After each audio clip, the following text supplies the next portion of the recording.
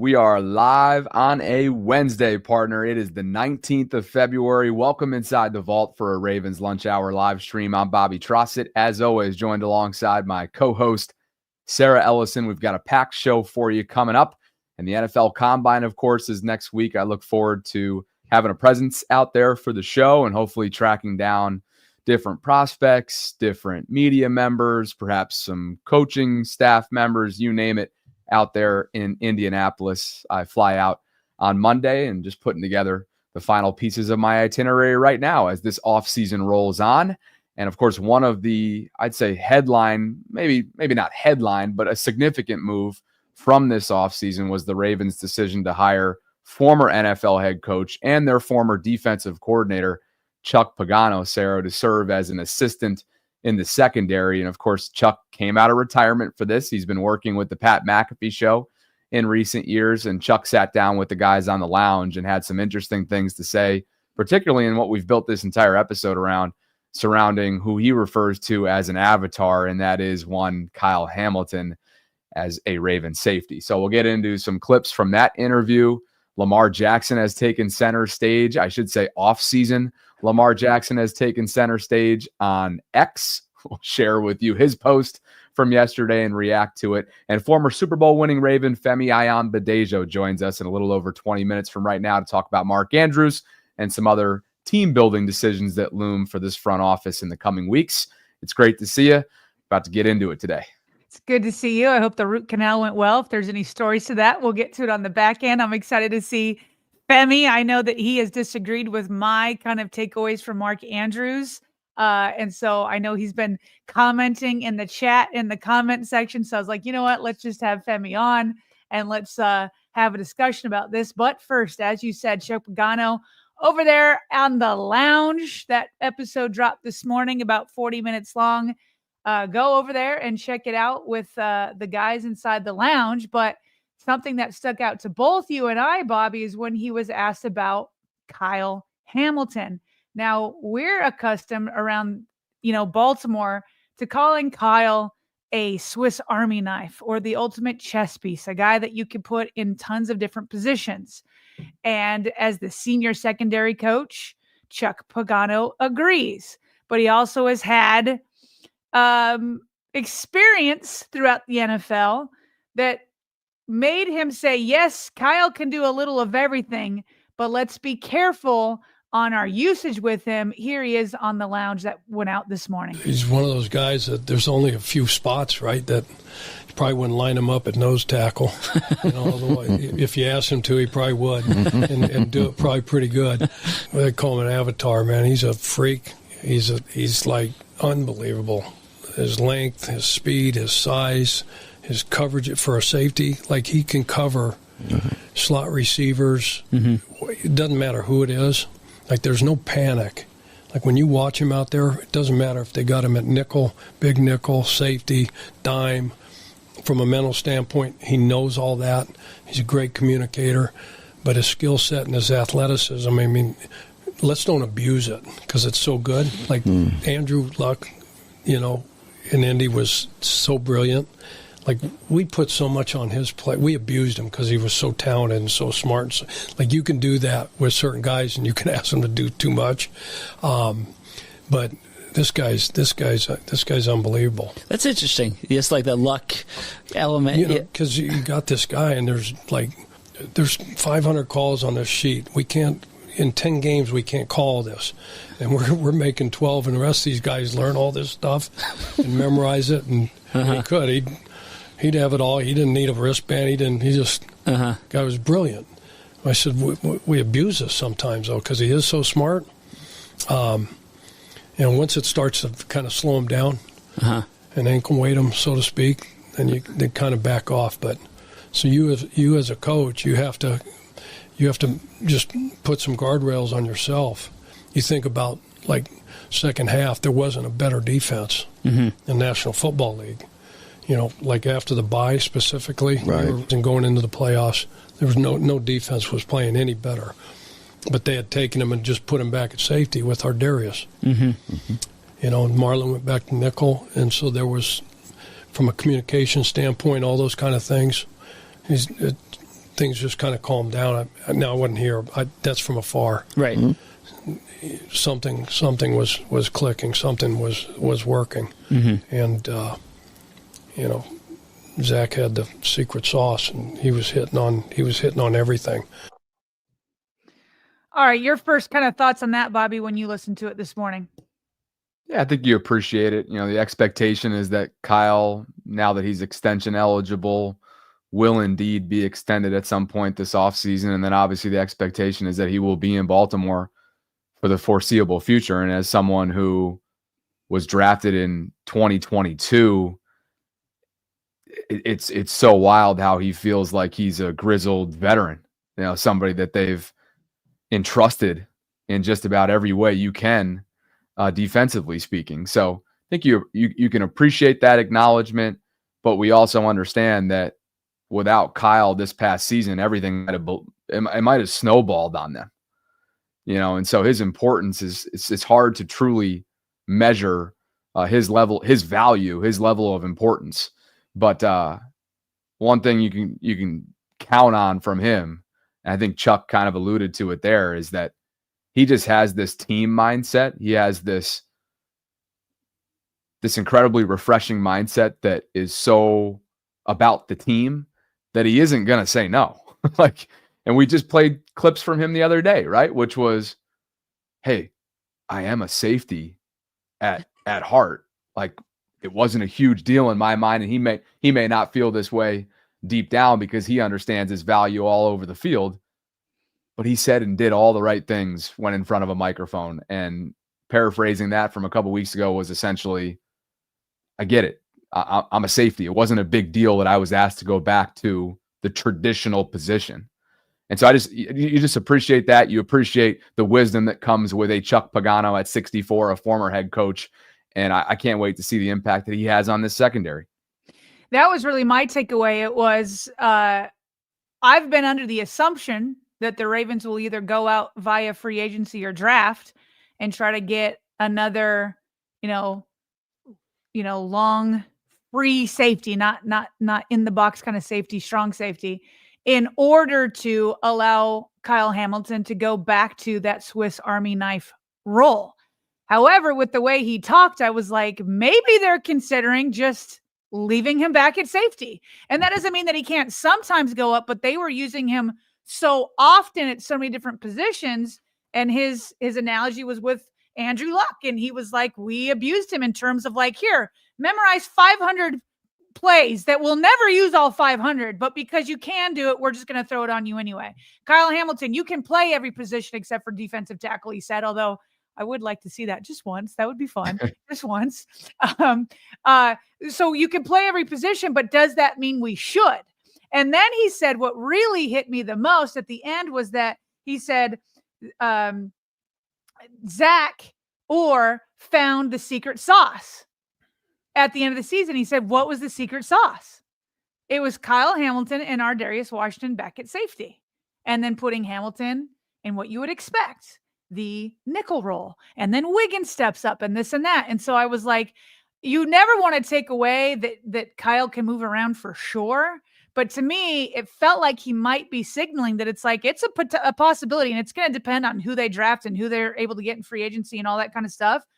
But I don't know that I'm discounting the idea that they're like, maybe these two should be our full-time safeties, and just once in a while bringing them out to surprise other teams.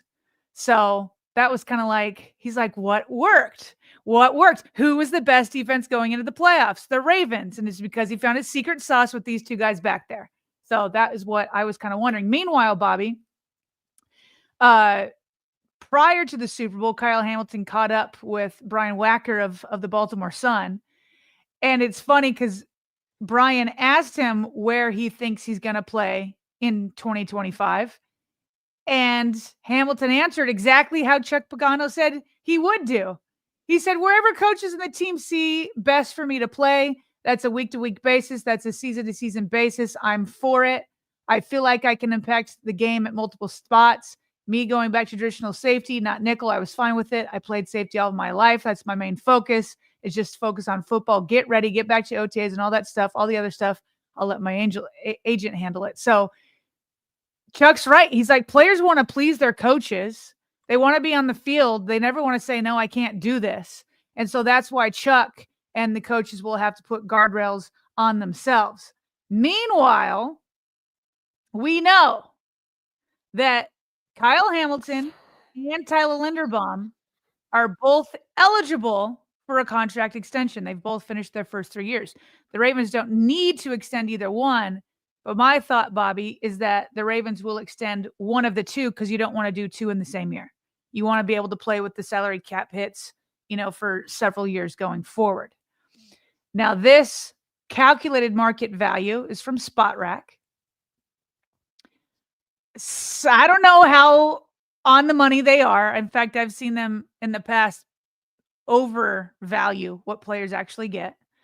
This one actually feels pretty good, however, because Anton Winfield Jr. kind of set the market a few years ago with a 4-year deal worth $84 million overall, so an average salary of $21 million. Would it surprise anyone if Kyle Hamilton resets the market or is at least top 3? And if so, that puts him right around that $20 million range per year, which would be a lot bigger cap hit. I mean, they'll structure it to where the cap hits would be later in his deal, but it would be bigger than what he's earning right now on his rookie deal. And again, Kyle Hamilton told the Baltimore Sun, he's like, I told my agents and family I don't want to talk about any sort of that contract stuff. I just want to play football. So he's not talking. But I do have a feeling it'll either be Kyle Hamilton or Tyler Linderbaum that will get an extension this offseason. Yeah, and the priority, not sticking my neck out there on this one, though, it's got to be 14. I mean, it'll have been earned. If he resets the market, it'll have been earned.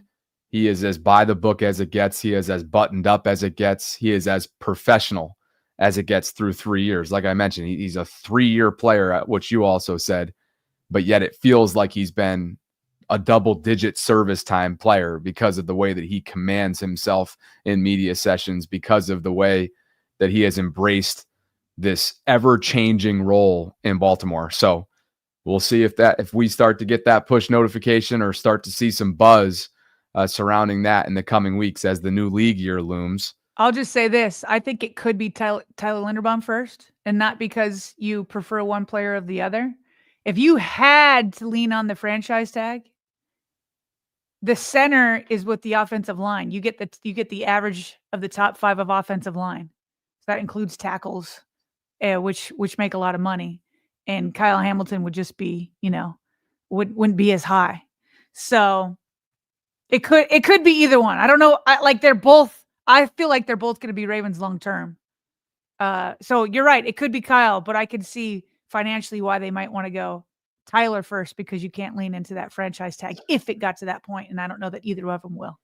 Those left tackles are the outlier along the line, right? In terms of what they're commanding in the market and whatnot, which obviously the Ravens have a decision to make on Ronnie Stanley, their franchise left tackle, who is set to hit free agency in the coming weeks. That wasn't all that we found to be interesting from this sit down with Chuck Pagano. And again, you and I were kind of on the same page as we were putting together our pre-show notes and whatnot. And this was Chuck sort of talking about 32-year-old Zach Orr. So you have a 64-year-old who has come out of retirement to join the Ravens as an assistant in Coach Pagano.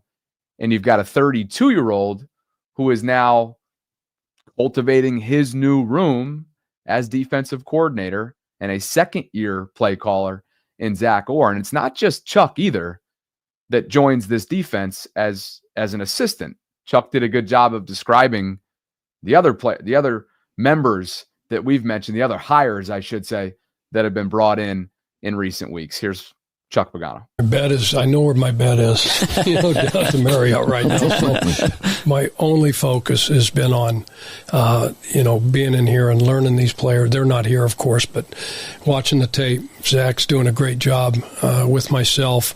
We've got a couple other assistants that are new, Tyler Santucci and Donald Delicio just came on from Kansas City. So Zach's taking us through the cut-ups, we're starting, with the fronts and coverages, and we're going through everything A to Z. So that's been a great process. He's doing a great job of teaching us. So system-wise, I see tags on the board, the magnets we use for fronts and coverages and blitzes and things like that. A lot of the same names are still there. Those names and stuff, they were there in 2000, 2001, 2002. Go all the way back to Marvin Lewis and all the great coordinators that have been through here. Mm-hmm. Everybody's kind of put their own, tweaks to this thing. Zach's doing that. It's his defense to call now, but I see similar, all the coverages, but there's new terminology, there's new names. It used to be called, one thing, 17 years ago, and now it's evolved to this, but it basically means the same thing. So a lot of time spent on just getting to familiarize myself with these players' strengths, weaknesses, and what do we think, from a technique and fundamental standpoint, how can we help these guys get better? So clearly Chuck is thrilled to be back in Baltimore, thrilled to be out of retirement, and thrilled to be back, with, you kind of speak to the continuity, the familiarity that he alluded to there. But I think what you and I were honing in on there is a 32-year-old who is building his staff and who's welcoming in the new faces and names, right? Embracing this staff, trying to find that continuity. And so what stood out to me there, quote-wise, was Zach's doing a great job with myself, says 64-year-old Chuck Pagano. Zach's taking us through the cut-ups. We're starting with the fronts and coverages. We're going through everything A to Z. That's been a great process. He's doing a great job of teaching us. I think this is a great reminder, Sarah, and you can speak to this better than anybody, being that you spent over a decade in that building. Players are not, at least in full. I know Marlon's been working out there. Linderbaum seems to be working out there. But most players are not in the building. And so this is that time of year where whether you're talking installs, whether you're talking like this in Zach's case, that you are cultivating your staff, you are getting on the same page. A lot of the molding happens right now at this part of the offseason. And so I just appreciated that vantage point from somebody with a tremendous amount of wisdom, talking about a guy that is newly minted in Zach, who at times this past season, as we all know, was under fire. I loved the fact that he mentioned all of the veteran coaches that he leaned upon when he first got a shot at DC. And the same thing happened with Mike McDonald. And so Zach Orr, we've talked about this many times, losing 3 other defensive coordinator quality coaches on his staff was huge. And, some people are like, well, is there a worry that there's going to be too many chefs in the kitchen now that Dean Pease is there and Pagano is there, and they've brought over, I'm forgetting his name, but a veteran coach over from the Chiefs and their secondary. Delicio, thank you very much. And it's like these guys, especially Pagano and Pease, they're like returning from retirement. They are wanting a little bit of football and a little bit of family, whereas coaches have to sacrifice almost all family if they want to keep moving up the ranks. I don't think there's anybody who's looking to like outshine Zach Orr. These guys are like, I just want to be a part of a championship team. I just don't want to be playing. I like golf, but I don't want to play golf all day, every day, And so the fact that they can just be there as a listening ear, as a supportive assistant coach, I think will do wonders for Zach Orr. And I loved, as you did, as how he said that Zach Orr is bringing me along, how he's cutting up tape. And, the terminology, some of it's still there from way back in the day, although he's got his own twist on it. And so I think the idea, Bobby, is that they're looking at where the defense ended in terms of going into the playoffs, as Chuck Pagano said in the earlier clip, that nobody was playing better defense those last few weeks of football from their bye, which was like early December until the end. Nobody's playing better football. The goal then will be to pick up where they left off, because the players now understand a little bit better how things are going under Zach Orr. He's now going to have a supportive staff that will have more experience and support. And so the hope is that you start where you finished off, and then who knows where they can go by the time, knock on wood, everybody's healthy and they make it to the playoffs again. That's kind of the goal. Start where you left off and then keep improving the way you did last year. While also hopefully retooling, whether it be through free agency or the draft at edge, Brandon Stevens replacement, whether that be in-house or out of house. Of course, adding a safety to the mix as well. I know Daniel Jeremiah and others, or actually, I guess yesterday was Field Yates mocked Malachi Starks, the Georgia safety, to Baltimore, and then DJ had an edge, Shamar Stewart, if memory serves, out of Texas A&M. So you can expect those puzzle pieces to be entered in the coming months as well. And I tell you what, I've never come close to living a retired life, Sarah. I promise you that. Who has through 30 years? But one thing I can relate to with that comment that there's only so much golf you can play, the bachelor weekends that I've been on, the guy trips, the vacations, and you're playing multiple days in a row. Chuck is so right. If you're not scratch, there is only so much golf you can play. All right. So I think he was talking about coexisting with Mrs. Pagano at home. He was talking about, spending time with the grandkids, which he appreciated all of that. But you get this, he's a coach. These guys are wired differently. You talk about it all the time with your observations over the years in that building with Rex and everybody that slept there and overnight and in season and scruff and you name it. So good stuff. That you can check out that conversation in full on the lounge, which brings us to this episode's sponsor and a super chat from Kobe Pruitt. We'll get to that in just a second, but Manta Sleep is the official sleep mask partner of the Vault. And you guys know the drill by now. These sleep masks provide true 100% blackout for a deeper sleep. You've got C-shaped eye cups for unbeatable side sleep comfort. Zero pressures applied to your eyelids or lashes. You've got built-in advanced materials like ventilation for unmatched breathability. And when you click on the link that we have included in a couple different places, whether it be in the show notes at the top or as a pinned comment in the live chat, it brings you to mantasleep.com, where you can go through all of these different sleep masks, including the sound mask, which have the built-in Bluetooth features for you, weighted mask, the cool mask, the steam mask. These are ones that we don't typically tell you about. So I wanted to kind of start to show you different ends of this website, because there's a lot more than just the four that we usually show, which are the Sound, Pro, Silk, and Original. You got a bunch of different ones. You've got the white noise machine. I keep dragging my feet on this, Sarah. I better just go get it or talk to our people about getting this sent, because I want to sleep better. And then you got a bunch of sleep add-on features as well. Travel pillow, blue light glasses, blackout stickers, earplugs, nose vents, the nap arc. This is a good one for flights, right? Maybe I'll got to figure out what I'm doing next week in Indianapolis. But anyway, there's a lot to choose from here at mantasleep.com. And if you find something you like, use our discount code at checkout. That is VAULT10, VAULT10. That gets you 10% off your next purchase. Hopefully helps out you and your sleep. And ultimately, that helps out us as well on the back end. If you support our brand sponsor, you're supporting us. We appreciate you guys for being here. Over 1,600 concurrents joining us today. Please like the video on the way in. Subscribe to the channel if you haven't already done so. That notification bell so you can be notified of when we're dropping our daily live content. And almost, man, this guy's as timely as it gets, isn't he? Just as we finished our ad read, jumping into the waiting room is former Super Bowl winning Raven. That is Femi Ayanbadejo, friend of the show. He's posted up in his offseason. I'm sure he's knowing him. He's working on 15 different side projects, but look forward to reconnecting with him right now. Fem, give us the thumbs up when you're good to go, and we'll bring you in. We're going to talk team building. We're going to talk about the debate that you and Sarah have been going back and forth on. We've seen you in the live chat. We're looking forward to seeing you now in person. How you doing, dude? How's your offseason?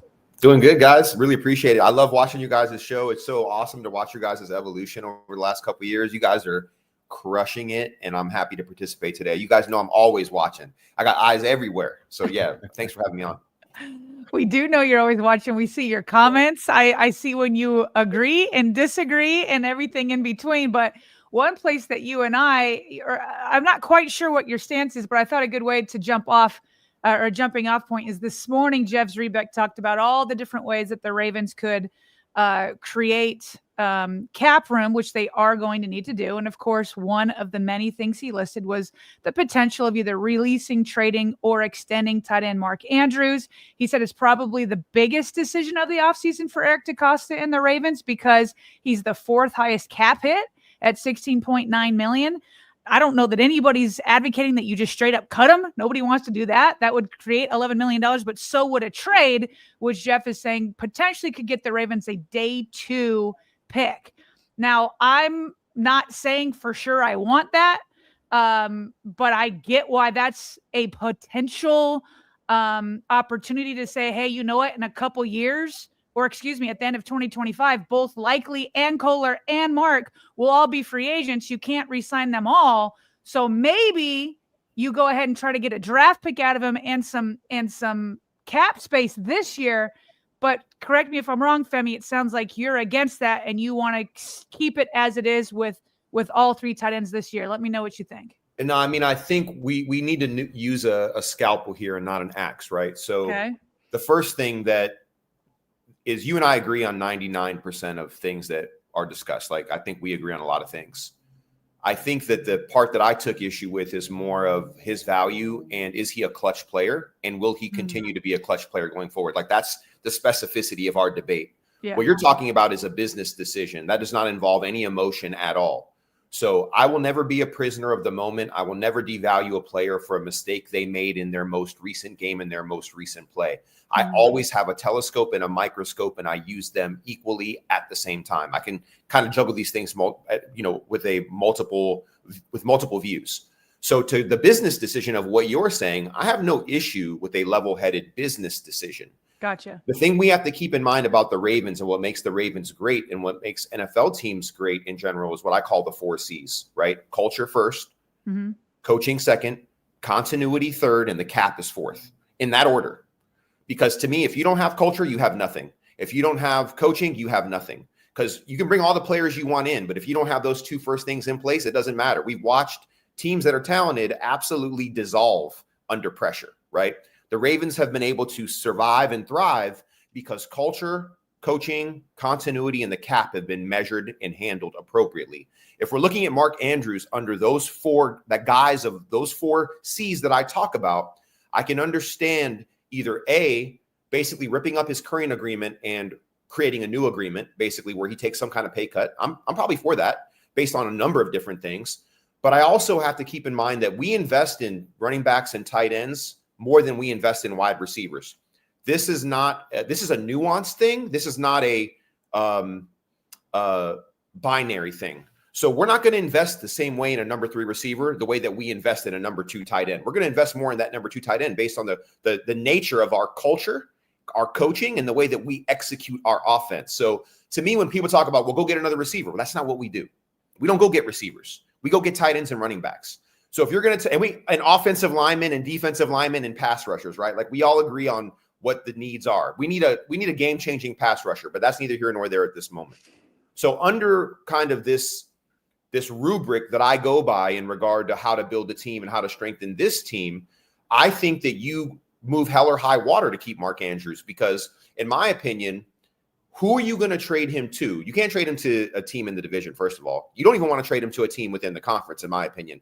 Like, I think a team like Kansas City with Travis Kelce's issues, Mark Andrews could go there and who knows what would happen. We would all be looking at this a year from now being like, oh my God, we just gave them a solution to a massive problem. And I don't think Mark Andrews is out of his prime yet. I think he's still in his prime. When we look long-lensed view at what he's done, he is the 3rd highest rated PFF tight end in the NFL since he's been in the league. He is number 2, 3, or 4 in every category in games played, yards per catch, touchdowns, and receptions since he's came into the league. That's who this guy is right now. And that PFF grade, last year, I believe he was 4th in PFF, 4th overall. So we're talking about a guy who's top of the food chain at his position still.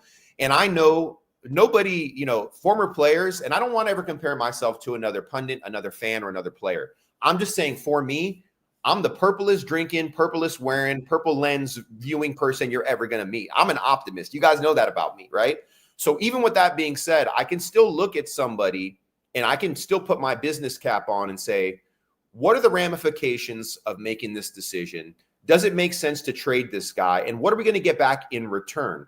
And how does it affect the offense? And how does it affect Lamar at the end of the day? Because I think to a man, if you go into that locker room, I don't know this for a fact, but this is the hill that I'll die on. This is the shield or the sword that I'm going to fall on.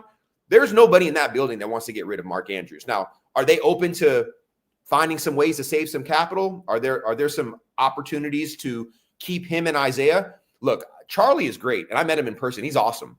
But I can't say Charlie, Mark, and Isaiah all in the same sentence. It's Isaiah and Mark right now. That's what I'm concerned with.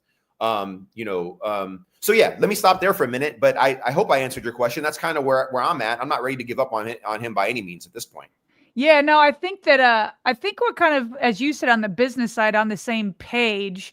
I mean, I'm just looking at the dollars and cents, and like, listen, if they keep Mark Andrews, I think he will be extremely productive. I've definitely said that before. I mean, he's the franchise leader in touchdown receptions. Like, you don't just, take an axe to that just haphazardly, right? When you're talking more about like, where can they get money? There's very few places. And I mean significant money. So they have about $6 million, which won't even sign your draft class.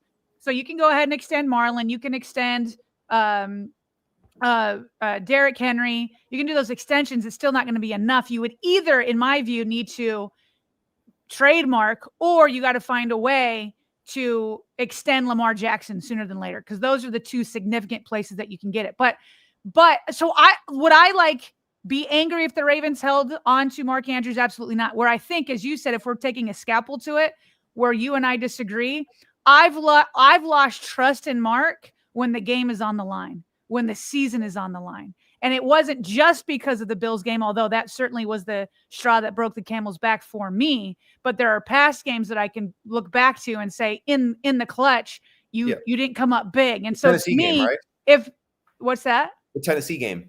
I think there's a Steelers game in there.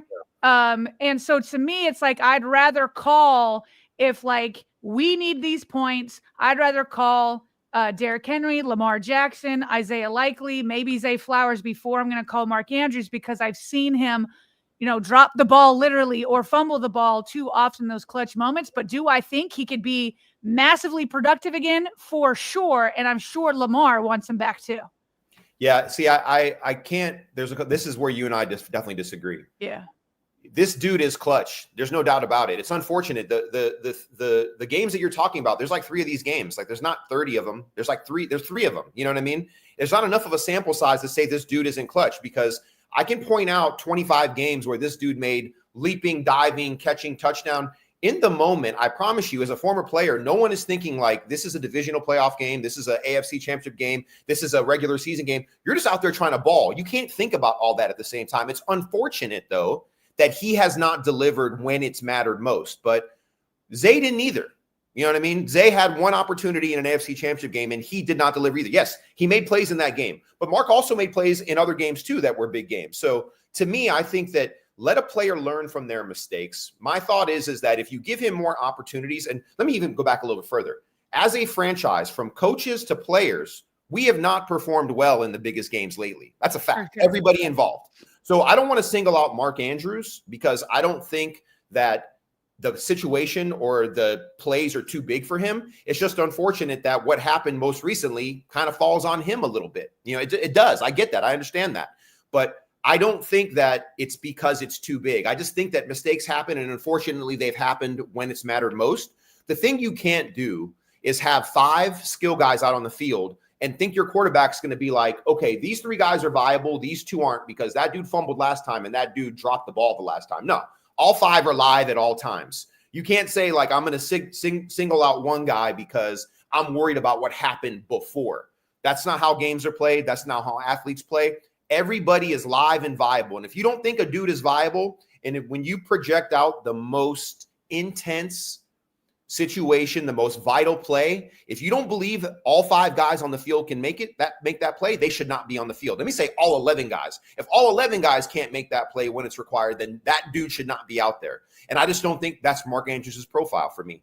I've seen him make too many good plays. I've seen him overcome too many things personally and on the football field, that to think that he is not mentally, emotionally, physically, and spiritually prepared to make every play when it's required, I just don't believe that. And there's no way for us to settle that other than if he comes back and the situation presents itself again.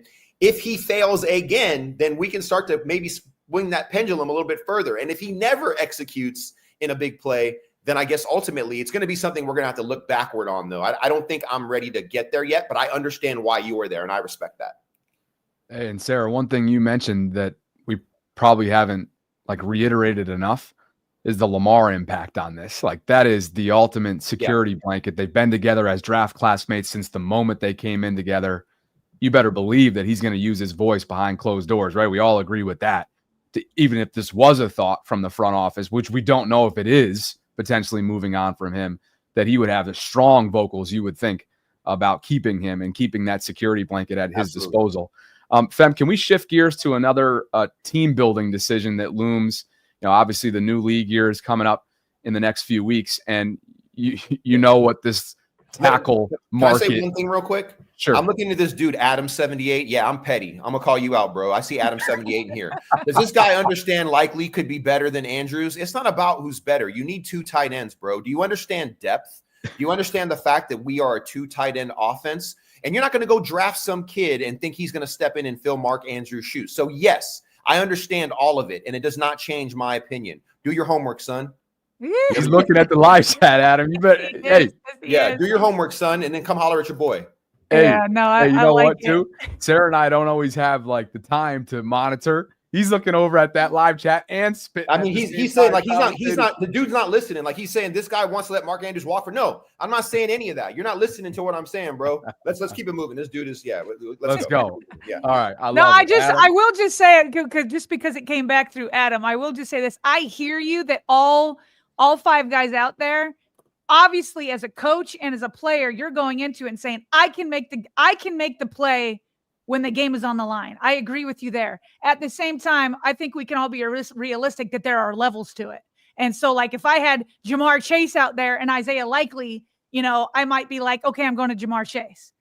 Or excuse me, I was going to say Jamar Chase or Zay Flowers. No, just because he's got that big body, right? There's levels to it. And so if I have a level of confidence in my gut, and it's like you said, you can't resolve it because trust ultimately is something that you feel over time. And for me, it's kind of chipped away from Mark, and for you, it hasn't. And I respect that also.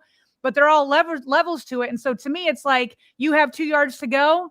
Am I going to do this with Mark Andrews again? Or am I going to try to stuff, and again, the context matters and the defense matters and all of that. But I'm like, I don't know, maybe it's time that I call Derrick Henry in this moment instead of Mark Andrews. You know what I mean? So I get all 5 need to be prepared. All 5 have to believe. The coach has to believe in all 5. The quarterback has to believe in all 5, but there is levels to it. And to me, Mark has been hit in those levels for me and my trust. Yeah, I think that's where you and I disagree. And like I said, we're not going to, it's cool. I get what you're saying. I just think that his number is going to be called and it should be called. And you're kind of like, maybe we should run an isolation play where the primary read is Isaiah or it's Zay. And I get you on that. So I feel you. And ultimately, you know what's going to happen is that all 5 dudes are going to be primary at some point, right? It's going to be bait. It's going to rotate around a little bit.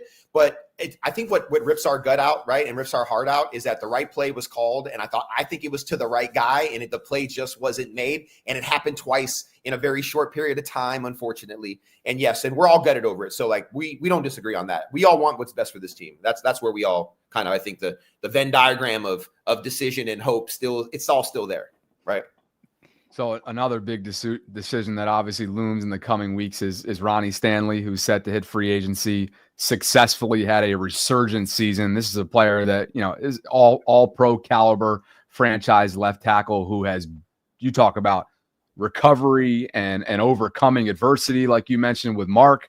I mean, think about the severity of that ankle when you weigh and you have the stature of a 6'6", 300+ pound player, and he has successfully built himself back up into exactly that, a franchise left tackle. Let me just float this scenario out to you, Femi. I would love to get your kind of gauge your appetite on it. The idea of this positional flexibility that I'm sure they saw in Roger Rosengarten. Yeah. Stellar first season, we all agree, at right tackle. The idea, if the market commands the way we think it might, dictates Ronnie Stanley with big-time money in the coming weeks, and the Ravens choose to move on from him, would you be comfortable with Roger sliding down to left tackle, re-signing McCary to potentially be your right tackle for the short term, drafting another tackle, and sticking Voorhees at left guard and continuing with the experiment that we've all watched and had opinions on throughout the process, Daniel Fa'alele at right guard? Yeah, I think you're making some real astute analysis there. And I can't say I disagree with it, because Ronnie may have priced himself out of Baltimore. He really has, possibly, right? I mean, what's funny is that what's old is new again, right? And the bottom line is I think Ronnie's getting $20 million right now, and he's probably going to get $20 million at least, based on the fact that contract that he signed is 4 or 5 years old. So he's still a $20 million left tackle, because the cap has exponentially gone up, and the value of a left tackle is what it is, right? We know what market value is. I like Roger a lot, and I definitely think Roger could play left tackle. I got to give Eric a lot of credit, because he knew this offensive line was young, and he was pretty outspoken about it. Like, he said, hey, we're going to take some lumps early, but these guys are going to figure it out. And they did. They did take lumps early, and they figured it out. You know what I mean? Yep. So the question is, do I think McCary should be at right tackle? I'm going to use Seraph right now on this. I don't have the confidence in McCary to play right tackle right now. I just don't. He could play left guard, he could play right guard, but we have a right guard now. I think he gets protected at guard. I've watched him play quite a bit of football. He's older now. He's a little undersized. I'm not personally comfortable. This is a business decision. I'm sure he's a great human. But as far as a football player goes right now, you keep him on your roster to be that swing tackle, being that swing offensive lineman. But I don't think he should be starting at a tackle position at all. He could probably make it a game or two. He can get you by as a patch. But I don't see him as a right tackle anymore. I don't see him playing tackle in the NFL anymore. Not for the Baltimore Ravens.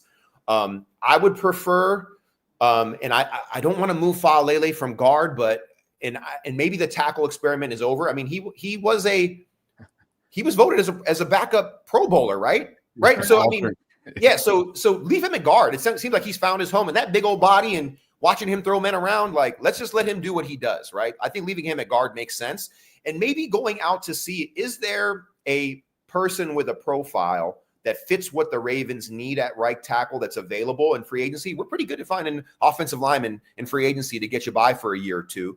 I don't really want to use that first round pick on a right tackle. I would rather probably use that at a rush position, or as a receiver, or maybe another defensive back, maybe another linebacker. I'm not sure yet. I haven't done all my research yet, but I like where you're going with it. And it's hard for me to see Ronnie coming back right now in your contingency plan, Bobby, other than McCary being at right tackle. I think sounds good to me. I just don't know who that right tackle is right now, and we have time to figure it out. I think that right tackle is probably out there in the NFL right now, either unsigned or possibly on another team. Yeah, it just seems hard money-wise to have either one of them back, Ronnie or McCary. That's the crazy part. So this is going to be year 2 of rebuilding that offensive line. But let's flip over, because you've mentioned a couple of times pass rusher. Ravens were number 2 in the league in overall sacks. Both KVN and Odafe hit that double-digit sack mark, and yet there's something that just like leaves us wanting more, which I think we're all using the words is game wrecker. A, do you see that as a need? And B, how would you like to see the Ravens address it? Yeah, I see it as a massive need. I think that there's too many series where there was no effect, right? Like it was feast or famine, right? And it's kind of interesting to think that we were number 2 in the league in sacks, but what were we in pressure rate? I honestly don't know the number. How uncomfortable do we make quarterbacks in the pocket on a consistent basis? Not enough, in my opinion. So, I mean, can I go get that dude at Cleveland? Can we get that guy? I don't think that's possible. We can dream, but yeah, I don't think that's necessarily possible. But there's a couple guys in the draft, man. There's that kid at Georgia. There's that kid at Texas A&M. There's some big, long bodies out there that could be game changers. I don't know enough yet. I haven't seen enough yet. but I don't think we're done in regard to finding a game changer at pass rush. I think it should be the absolute number one priority because, in my opinion, this team is ready. Like, if you think about the thing that bothers me about the whole MVP voting, remember what I said, it's culture, coaching, continuity, and cap. Nobody talks about the amount of continuity changes that the Ravens had to deal with from a coaching perspective and a player perspective last year and how that affected the product on the field in the early parts of the season. And Lamar Jackson was the person that steadied that ship early on, playing out of his mind to make up for issues on defense, to make up for issues on the offensive line. And people discredited him and didn't even acknowledge that there were things that he was dealing with that, and I'm just going to say this, Buffalo as a team didn't have to deal with. You know what I mean? And I won't scratch that itch right now, but I'm just saying I want to. But the bottom line is that there's no doubt in my mind who the most valuable player on the planet is and who was the steadying force when things were at their most tumultuous. It was Lamar Jackson. And so if we're going to look at the team now and all those tough lessons they learned by starting 0-2, by having a new coordinator, by having a rookie at corner, by changing their safety play in the middle of the season, and how they were able to evolve. This is one of the most resilient teams in football. They're going to be able to build on all those lessons, right? Like, let's give guys, not just players, but coaches time to learn from their mistakes and deploy information and strategy in real time. The Ravens do that better than anybody. I think if you just brought this team back as is, they're a top 3 team in the NFL right now. But if you can tweak a couple things, add a couple pieces, like this is not as big a rebuild as it was a year ago. Rebuild, I use that very loosely. They had a lot more things they had to fix from a coaching and player perspective a year ago than they are going to into the 2025 season. And I'm excited. And I'm not going to say this is the year. I'm not saying that. But damn, these dudes are going to kick ass and take names. And their schedule is no joke. Have you guys looked at their schedule? Yeah. It's bonkers. Again, they're trying to get us again. The hardest schedule in the league again. What are they trying to do? But we ready, though. We ready. Let's go. We ready. Hey, that first place schedule, man. I got it right in front of me right now. Outside the AFC North, you got home games against the Jets, Bears, Lions, Texans, and Rams. And outside the AFC North on the road, you go back to Buffalo, you go to Miami, Green Bay, Minnesota, and friggin' Kansas City. So There you have it. But last one from me. Sarah, do you have one as well? I do have one. Go ahead, though. Okay. So obviously, in terms of extensions, you have some rumblings from Ian Rappaport on potentially getting out in front of Derrick Henry. I think Sarah alluded to that earlier on the show. And then Kyle Hamilton and Tyler Linderbaum are both extension eligible now. They have 3 years of service time, Fem, as you know. Do you have any kind of feel about the way the front office might prioritize business this offseason along the lines of extensions? I mean, the easiest one is probably Derrick Henry, right? That's my guess. Kyle's going to be a difficult one, man. That dude probably deserves to be the highest paid safety in the league, right? I mean, man, he's a monster out there. Swiss Army knife of Swiss Army knives, a top 1% of 1% guy, you know, character and ability. Yeah. So my guess is that, and Sarah, you've done such a great job covering the cap, and you brought in so many amazing data points from different folks that are cap experts. I'm not necessarily a cap expert because I don't spend as much time on it, but my thought is the longer you wait, the more painful it's going to be. So my thought is if you can get your young guys done, which in my opinion would be Linderbaum and Hamilton, I think you try and get them done if it's feasible. I don't know if it's feasible. And this is why I think we started the conversation with Mark Andrews and his potential cap hit. If it makes business sense because you know you can't afford to keep Mark and eventually sign Isaiah, and then sign Andrews, and then sign Hamilton and Linderbaum and the other guys that you want to keep, a business decision makes sense to me if you have to do that. I understand that. I don't recommend that you do that, but my point is I get the business side of it. But start with your young guys. Start with the guys that are going to be, in my opinion, the most difficult to sign, and start to wrap your arms around that. Because at the end of the day, back to my 4 C's, right? Continuity is number 3, and continuity involves players and coaches, and you want to keep your best talent. And Isaiah Hamilton. You guys got me thinking about Isaiah Likely and Kyle all at the same time. Kyle Hamilton is one of one in the NFL in regard to what he can do in a game. So you've got to find a way to get him done, in my opinion, ASAP. I don't know if you agree with that, Sarah, but that's where my head is.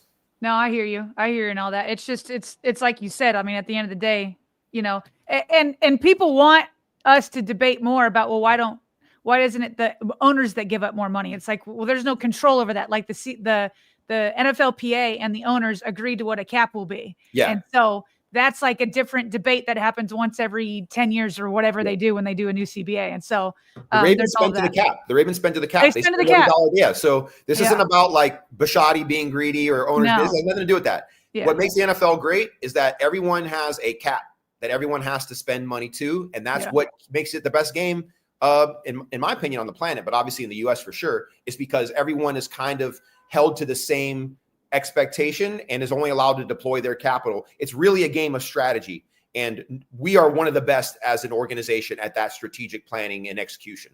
I totally agree. My last question is kind of like, I'm trying to put two into one here so we can let you go. Mm-hmm. But it kind of comes back. You mentioned when we were talking about Mark, how as a team, the Ravens haven't been clutch in the playoffs, which I agree with.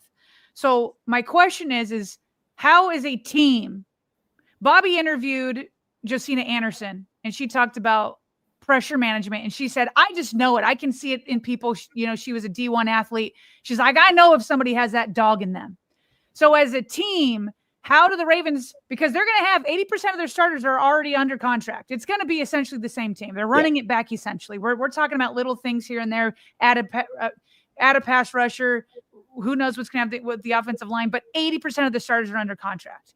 And so how do they get that dog in them during the playoffs? And my second question off of that is, what about coaching too? Because you have coaching in your 4 C's. You have coaching number 2. Are they doing what they need to do to get them over the hump in the playoffs? Yeah, I mean, I think that we can all agree on this. I think I put a lot on the game plan of the AFC Championship game on the coaches, right? In my opinion, that's what I saw. I put this game against the Bills on the players. Yeah. You know, so, and at the end of the day, this idea that like, I can see who has a dog in them. You can? Mm-hmm. Okay. All right. I don't know what microscope you got. I don't know what telescope you got. I don't know what kind of, UV lens you got. Cool. But, that's all well and good. But games are happening and guys are just out there and girls are just out there in their respective sports trying to make things happen when they need to happen. I personally don't think the Ravens aren't clutch. I just think they haven't performed when it's mattered most. And I don't think there's a specific reason for it. No one's trying to fumble. No one's trying to drop a pass. No one's trying to do something stupid to get a 15-yard penalty. Guys are emotional. Things are happening real fast in real time. And the team that makes the least amount of mistakes is going to hoist the Lombardi. This year, it was Philly. Sometimes shit just all falls apart at once. That's what happened with Kansas City. I am not convinced that Kansas City is going to ever be the same team that they were a year ago after what I saw. It was already falling apart internally for me. You look at how they won games. You look at how they did it. They did it with popsicle sticks and gum a couple times, and God bless them. They did it. They figured it out. No doubt about it. Pat Mahomes is right now. I'm not even going to say what I was going to say. I'm going to take that back. Lamar Jackson's the best player in the NFL, but the Kansas City Chiefs have been the best team in the NFL, the best team at offense, defense, special team. They've been the best team the last 5-6 years. I'm not sure they're the best team anymore. And I can, at a different time, dissect why it's not a culture thing. In my opinion, it's honestly probably a continuity and more of an aging thing. Like the continuity piece means the best players playing their best ball when it matters most. I don't know if they're going to be able to do that going forward. And you guys can book this now because I'm sure someone's going to bring it up later that I said this a year ago, looking forward, right? I believe that the Ravens, it will all come together sooner than later because every time you stumble, if you're a high caliber athlete, a high performer that requires something inside you that demands you to learn from your lessons and apply them. I think from coaches to players, I believe it's inevitable, right? Like Thanos. I believe it's inevitable that they're going to figure it out. I just don't see a universe where they can't. And optimism is free, y'all. It's free. I'm never going to be a pessimist. I have no reason to say, oh, Mark is never going to do it. Lamar is never going to do it. Coach Harbaugh needs to get fired. I'm not that guy. That's not who I am. Because the bottom line is we don't know until we know.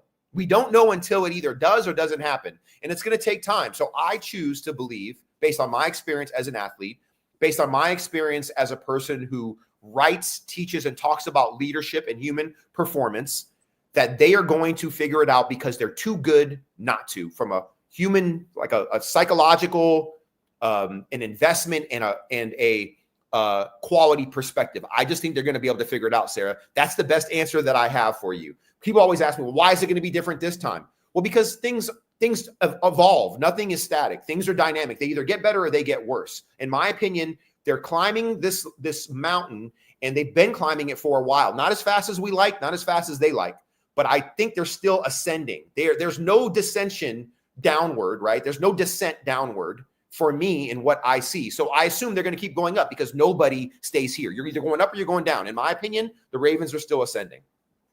That's one high peak, boy. What are you in the Adirondacks? They keep climbing and climbing and climbing, the man. Super Bowl, the Lombardi's at the top, right? So until you get there, go. like, I mean, the length and distance is really different for each team. We could put each team on that mountain, and the Lombardi's going to be further away for some than others, right? It's not like we have the Lombardi each team has its own mountain to climb. And in my opinion, the Ravens are closer to a Lombardi than, say, a Jacksonville, right? You know, there's just a different distance they have to traverse. Anyway, now you got me rambling. You know what I'm saying? You're the best, man. You can be found on X You are the at best. Obafemi30. That's at Obafemi30. And anything else you got going on, please feel free to plug before you jump. No, it's all good, man. Just follow me on Instagram or Twitter, Obafemi30, like you said. It's all good. I hope you guys bring me back. And I love chopping it up. We love chopping it up with you.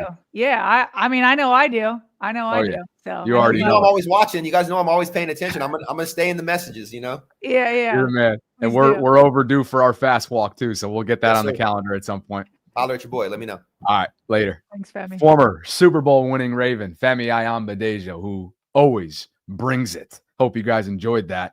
That was fantastic. Let's get to some super chats, Sarah. We'll rip through those, and then we'll get to sort of the second half of our content as quickly as we can here. Kobe says, and this was from earlier, if Coach Pagano teaches the DBs to catch, we'll be good. Look who's back. Indubiously worth it. All hail, # the Vault Go Ravens. Louis Jimenez, appreciate you for dropping by. Not a fan, says, I'm the biggest Lamar fan that you can find, but everything you're saying about Mark can be said about Lamar. I disagree. And we never got into this with Femi, but he said at the end that Lamar keeps trending up. Lamar keeps trending up. No doubt. Mark Andrews has been more like this. And I know people think that I'm putting too much stock into it. But when Lamar Jackson messes up, he meets with the media and he takes ownership. Zay Flowers did the same. To me, Mark Andrews took a hit because he didn't just make a mistake, but because he didn't face the media either that day or the next day. And to me, that said, the moment got you. The moment got you. And so he's been like this. Lamar's been like this. And Lamar always faces the music, win or lose. Appreciate you, not a fan. Diamond Bull dropping by, and this is yours. Ravens should target Jedrick Willis in free agency for left tackle / right tackle. Jedrick Wills, out of Cleveland. Oh, I thought I saw an I in there. My bad. No, you're good. Jedrick Wills, Cleveland Brown, set to hit the free agent market. Diamond Bull making his preference known. Draydog679 says, no more projects at edge. Get a game changer as soon as possible, echoing your comments from yesterday. Diamond Bull. Here we go. Jedrick Wills again. Could be our Mekhi You want to give you another chance, partner. There you go. Yeah, I got it. Did I get it the second time? You know I got it the second time. It could be our Mekhi Becton. It demoralized the Browns. He'd be cheap at $2.3 million. Prove it deal and won't counter against the comp picks. Trying to break the hearts of Cleveland while doing so. I see where you're at, Diamond. Another one from Not a Fan says Kyle, Derek, Tyler, and Lamar all need to be extended yesterday. Maybe even Marlowe. And another one from Diamond Bull. The cap isn't a problem. Like Florio said, restructure Lamar.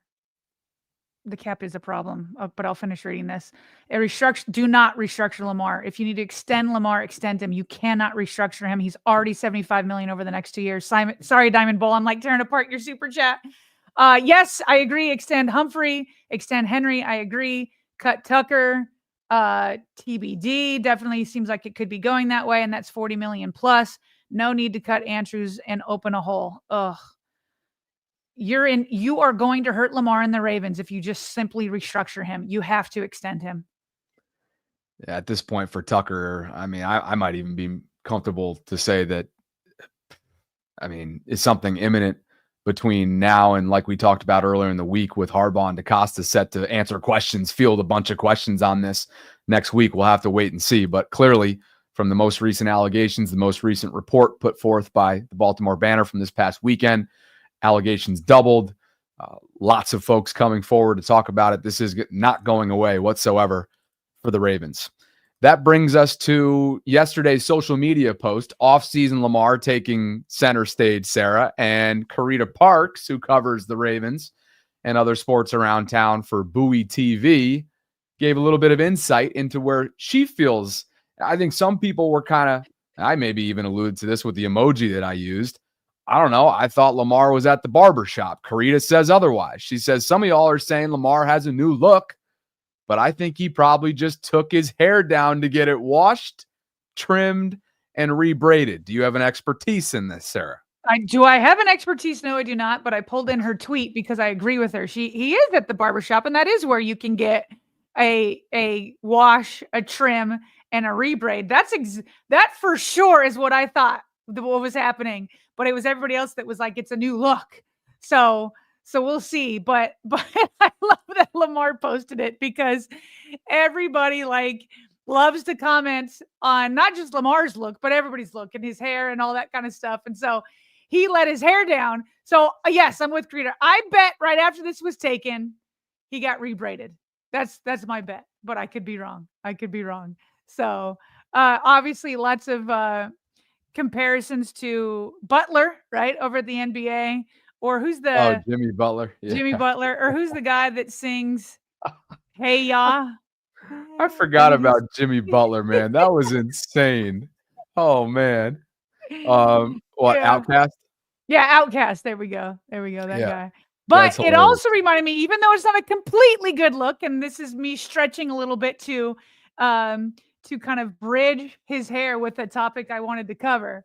But the last time his hair was kind of down, although it had that little more curl look to it. And I don't know the vocabulary for what this look is, but his hair is down. For me, if I did that, it would be a crimp. Like I'd get a crimp on my hair. Me and Lamar obviously don't have the same hair, but he has his hair down, right, in this picture. Yes. And what is he doing in that picture? He's signing a new contract. Oh yeah. Ended up working out pretty darn well for both parties. Yes. Chris says, bless her not knowing a braid is out. Is that just what it is? It's just the braid. That's true. I just cut my daughter's braids out. But you could also, I would use a crimping curling iron if I didn't have a braid to get that. Far cry from this 21-year-old, huh? Yeah. He's got Lamar has had many, many different looks throughout his career. So there you have it.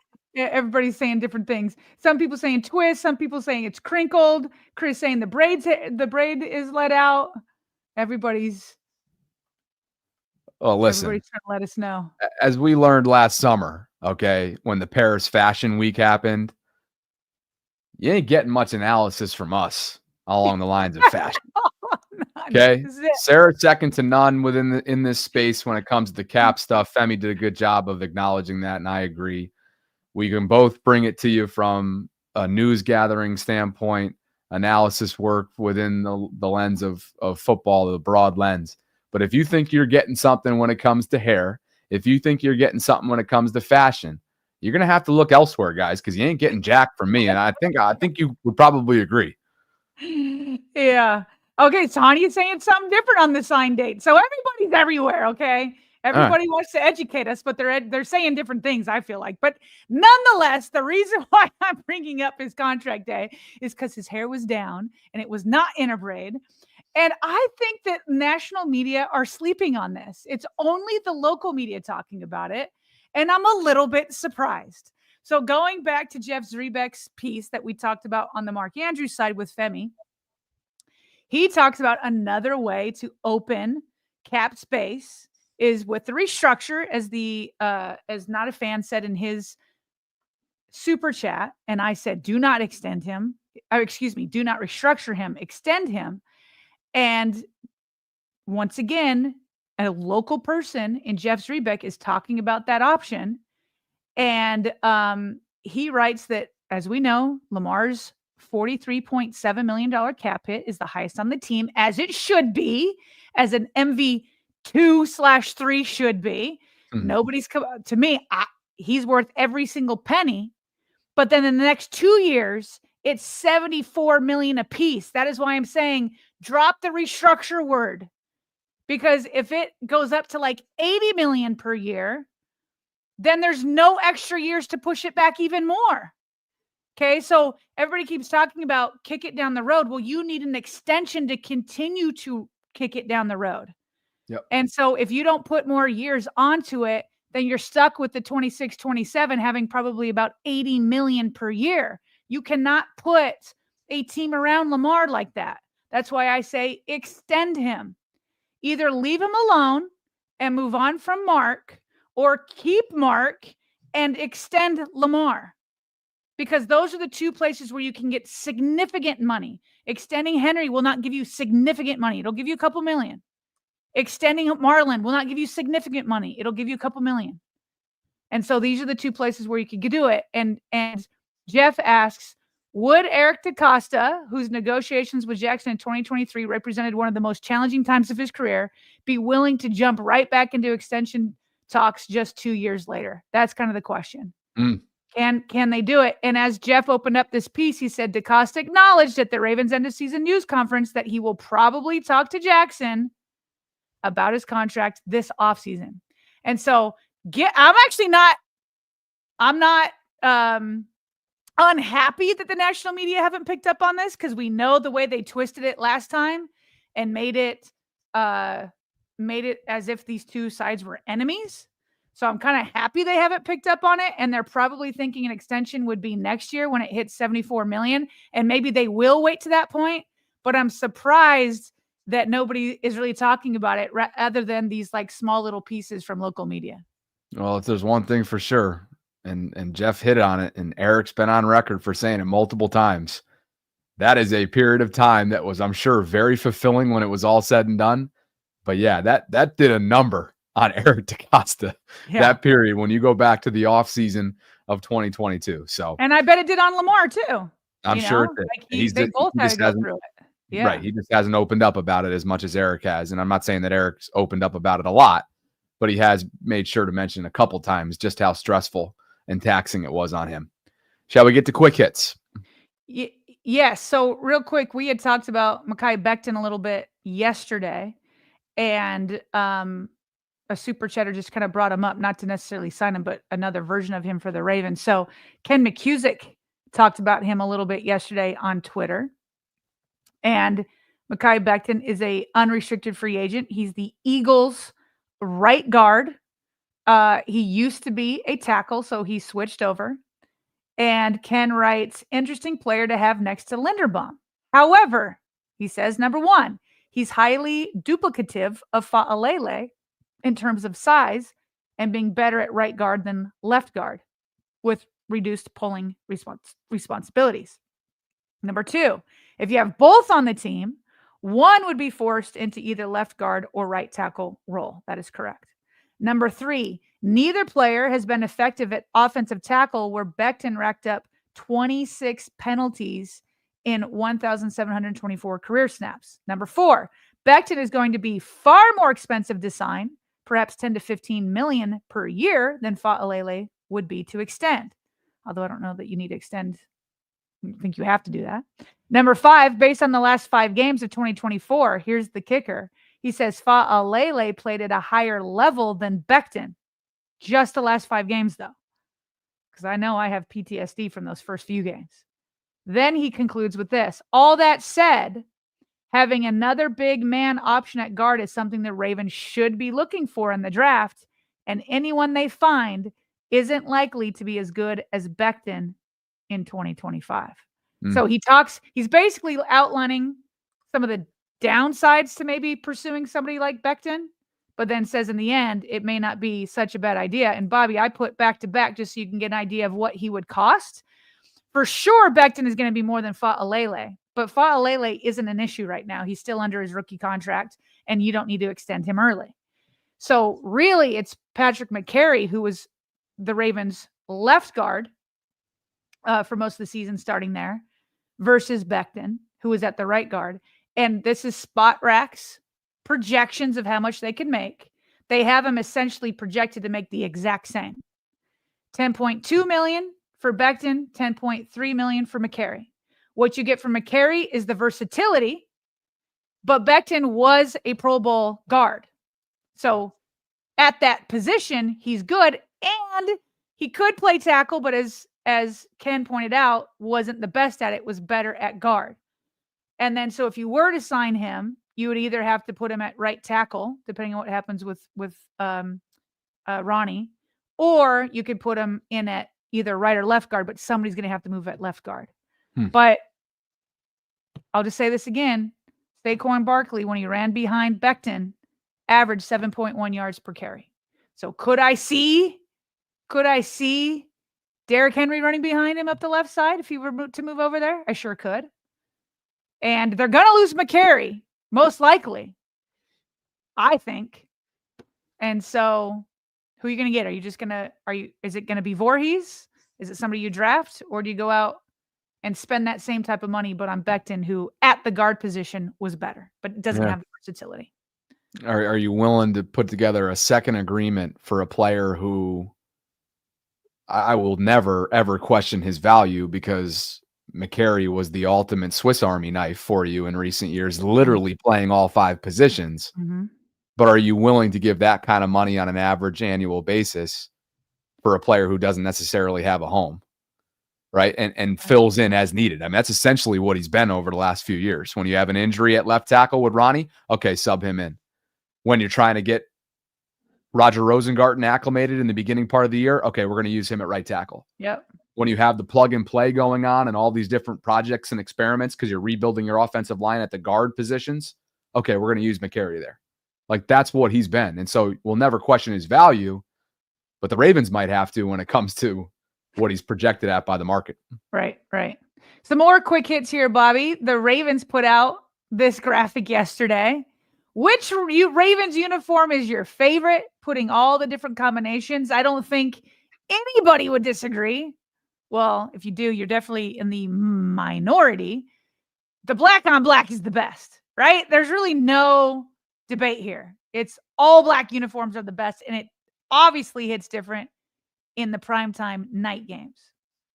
So what's the second best then is the question. You got one? Probably Color Rush. Right, with the new alternate helmet. Yeah, I'll probably go. I think it's undisputed. I'm with you that all black under the primetime lights, regardless of whether you're home or away, that's created some great memories, and it's aesthetically pleasing. Yeah. And then the Color Rush, especially to your point with that new Sashi Brown, I think he kind of led the way there with this whole alternate design. Yeah. That's definitely, I'll go second there. Yeah, I'd go second there too. A lot of people would put the all whites probably up there. For me, an underrated one is the black on white, the black jersey with the white pants. It just looks clean to me. Yeah. I like it. I don't mind all white.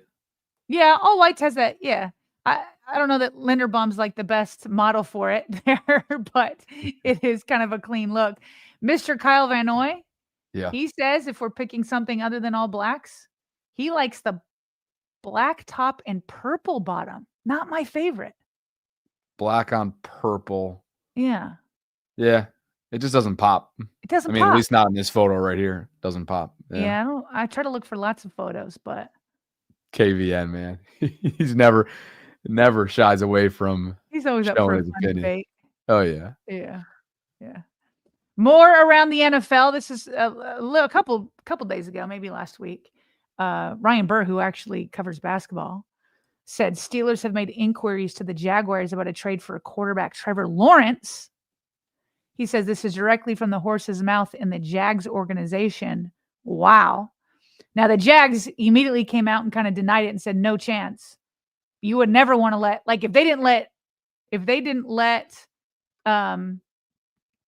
remember, it's the Steelers who inquired. It's not like they went out shopping him. So the Jaguars are like trying to like put out a fire, make it like if like the Steelers called the Ravens and asked about Lamar, Of course, the Ravens would be like, no, we're not trading Lamar, right?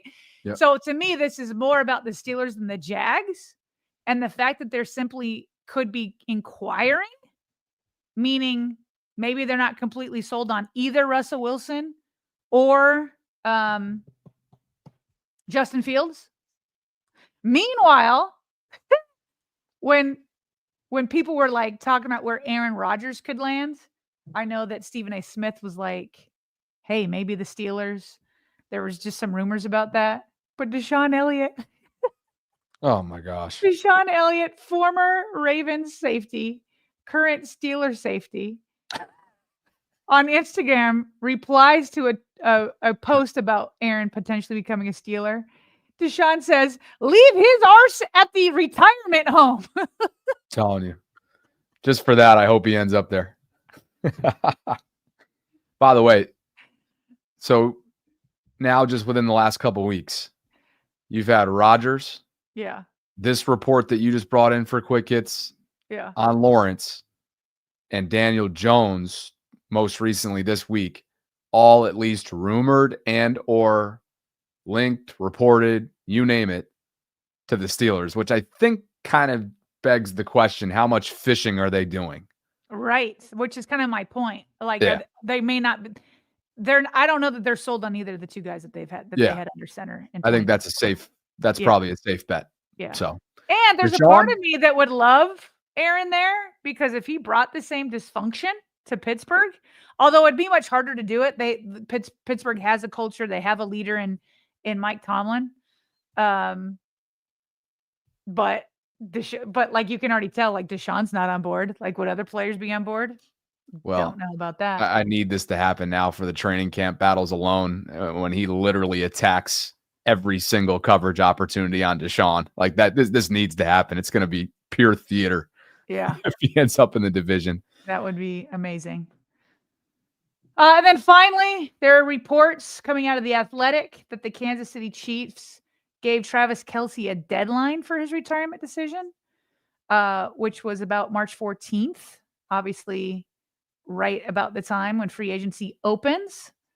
So some people are like, how could you give a deadline to a guy that's done so much, a future Hall of Famer? And then at the same time, it's like, guys, we got to do business. Like, I need to know what money we need. We need to know what players we need, all that kind of stuff. So he has been given that deadline, and that's something to watch, obviously, as the team that keeps knocking the Ravens out of AFC contention. So we will keep an eye on that. Yep. And one other, just because of, the Red Rifle and how familiar AFC North fans are about this guy, 37 years young, Sarah. He's got that Joe Flacco blood, apparently, because he is staying around the NFL. The Panthers are going to continue to hire him as Bryce Young's backup option. I know he started some games in recent years as well, but it's 2 years, $8 million deal that includes 6 guaranteed, has a max value of 10. This is the best deal in all of sports, by the way, when it comes to backup quarterbacks. And as Schefter writes, yes, he has developed a close relationship with Bryce, who, of course, went through probably the most trying year of his young professional career last year when he was benched and then brought back in at the end of the season and actually played pretty well for them. So we'll see how that starts to form in year 2, I believe, with Dave Canales as their new head coach. And I do have one more quick hit for us, Sarah, that just popped in. And this is kind of along the lines of cap-related items that's going to be specific and important for every team. But Dan Graziano, ESPN, says that the NFL informed teams that the 2025 per-team salary cap will fall in the range of $277.5 million to $281.5 million. That's way up from last year's $255.4, and the cap will have increased by more than $53 million when you look at the last 2 years combined. So if we take the lower range of this at 277.5, that's 22 million more than last year. My question is because we've been using Brian McFarland quite a bit and his cap projections, because he has been saying that the Ravens have about 6 million. And he did it based off of 272. So he gets to add bare minimum 5 million more. Yep. So that would take the Ravens up to 11 million bare minimum. Still not enough No. to sign your draft. Well, maybe it'll take care of your draft class. So it helps. Every little bit helps. So yeah, he had it based off of 272. He was being conservative. So add 5 million to that. Bare minimum would be 11 million in cap space right now for the Ravens. Yep. There you have it. From Dan Graziano here just moments ago, which brings us to a couple more super chats. And don't worry, chat, we banned that sorry you know what just a second ago. And that, let's see, we left off with, we had Diamond Bull, right? The cap isn't a problem, and then you picked him apart. So I think Kobe Pruitt brings us back to the super chats and says the biggest factor in determining whether you keep/trade Andrews is how confident you are in Kohler giving tight end 2 production. If he can backfill Likely, you can use the money to improve the defensive line / keep Ronnie. Diamond Bull. Is this the one I picked apart last time? Can't remember who it was. Maybe it was not a fan. Yes, it was. You're going back for more with Diamond. Oh, here we go, Diamond. Appreciate you, Diamond. I appreciate the back and forth. He says you can extend Lamar anytime between now and next year. Restructure is faster. No, you can't. Lamar's not going to do that. He might not have been listening when you were talking a few minutes ago. People come and go. Maybe he does. Maybe he does. I don't want to be, maybe he does, and he just has a different point of view. I hate it when people say you don't understand my point when I simply just disagree. I'm like, no, I understand your point. We just disagree. So I don't want to say he doesn't understand. He says restructure is faster. You still have time. But if you restructure, again, and this is fine for Lamar's point of view, but the whole point of our chatting is talking about creating room for the Ravens, right? Creating room for the Ravens to sign people to support Lamar. If you restructure, you just give Lamar more leverage, which is fine if you're a Lamar fan. But from a Ravens point of view, they're just digging themselves in a hole big time. And I don't think they're going to do that. And again, whatever. It's just going to be hard to build the team around him past this year if you do that. You still have time to work on extension without holding up off-season needs. Lamar has no agent, could slow negotiations. Another one from Kobe. Restructure would be faster, by the way. He's right. Another one from Kobe Pruitt. We should sign Lamar to a Mahomes-type deal over 7 to 8 years with a potential opt-out after 3 to 4. Lamar can exchange money for guarantees, and the team can have the flexibility to add with cap going up. And another one would be awesome if Lamar would. I mean, that Mahomes deal was very team friendly. It didn't seem like it at the time because we're talking about $500 million, but it was over a decade, and so you were going to get good money locked in. But yeah, that would be awesome from a Ravens perspective.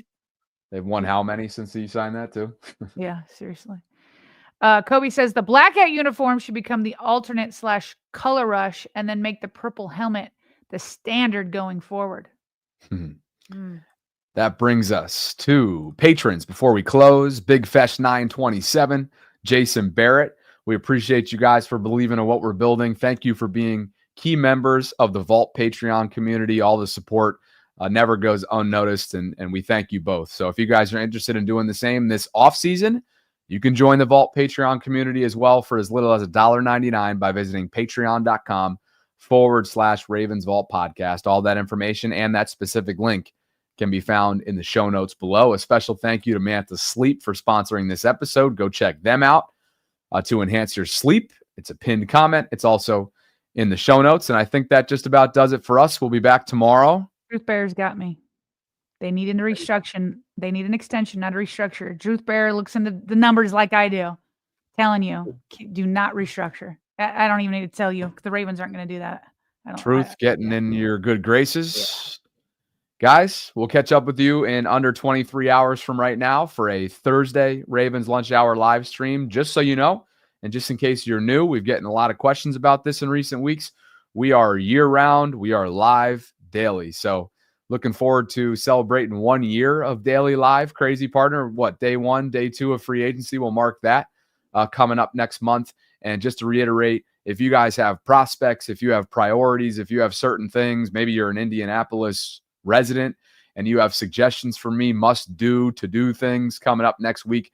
I fly to Indy on Monday night, and I leave on Saturday afternoon. So definitely have a few things that people have sent me, whether it be prospects or restaurant recommendations or you name it. But looking forward to all that and more. So, partner, appreciate you. We really appreciate our special guest, Femi Ayanbadejo, former Super Bowl winning Raven. Do us a favor. It always goes far when you just shoot a simple thank you, whether it be through Instagram or Twitter, and you can find him at Obafemi30 at both spots. And I'll just pull that up quickly so that you can see his specific handle. But again, these guys are doing this out of the generosity of their own time. And because he clearly had a whole lot to say, didn't he? It was awesome. So right here is where you can find him on X and Instagram at Obafemi30. We appreciate his time, and we hope you guys got something out of that the way that we definitely did. So for Sarah Ellison, I'm Bobby Trossett signing off from this Wednesday lunch hour live stream. We'll catch up with you on Thursday. And until then, thanks for joining us here inside the vault.